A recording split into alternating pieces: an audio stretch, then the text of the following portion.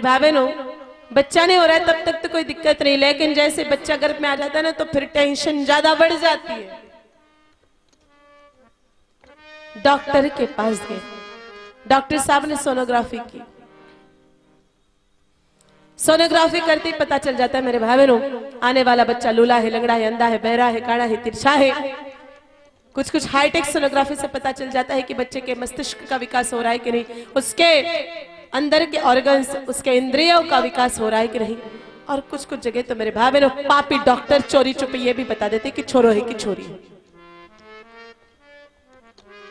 लेकिन दुनिया का कोई भी डॉक्टर ये नहीं बता सकता कि अंदर श्रवण है कि रावण है। फिर कैसे पता चले माताओं कि अंदर श्रवण है कि रावण है?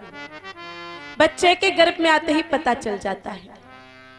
बताया ना, जादुनते हरि गर्भ आए, सकले लोक सुख संपत्ति छाए। अगर उस बहन बेटी के गर्भ में बच्चा आते ही घर में सब कुछ अच्छा ही अच्छा होने लग जाए, किसी की सगाई हो जाए, किसी की शादी हो जाए, किसी के बिजनेस हो जाए, गाय माता जी के बछड़ा बछड़ी जन्म जाए, तो समझना कि पेट के अंदर जो बच्चा है वो श्रवण का ही अंश है। और बच्चे के गर्भ में आते ही किसी की टांग टूट जाए, किसी को माथा फूट जाए, घर में माथा फोड़ी हो जाए, किसी की नौकरी चले जाए, कोई नौकरी से सस्पेंड हो जाए, और 10 किलो दूध देने वाली भैंस का ही पाड़ा मर जाए, समझना मेरे भाई बहनों आने वाला रावण है। अब इस रावण को भी माता राम में बदल सकती है। अब माता बहने सोच रहे होंगे कि हम क्या करें, आने वाला बच्चा कैसा होगा तो खानदान जाने या भगवान जाने।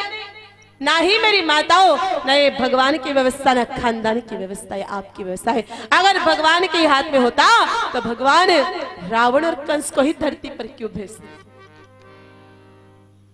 ना ये खानदान के हाथ में है, क्योंकि खानदान के हाथ में होता तो हिरण्यकश्यपु जैसे पापी के घर पर भक्त प्रहलाद का जन्म नहीं होता, और विसर्वारिस जैसे पवित्र ब्राह्मण के घर पे रावण जन्म लेकर के नहीं आता।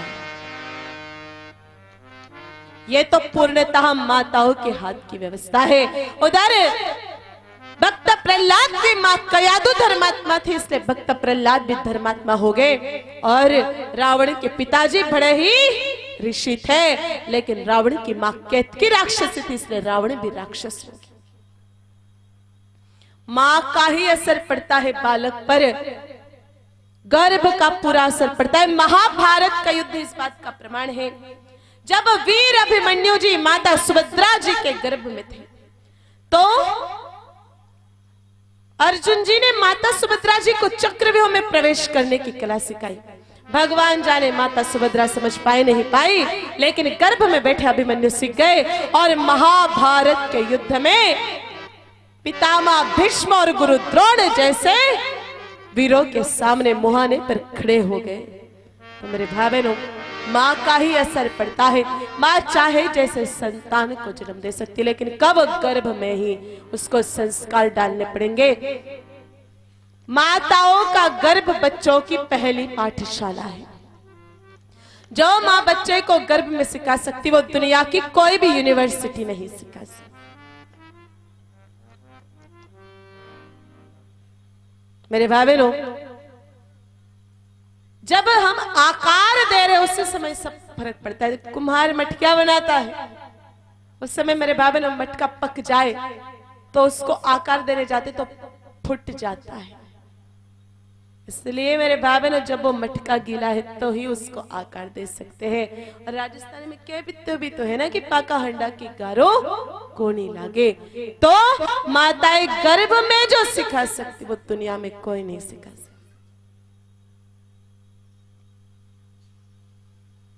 माताओं को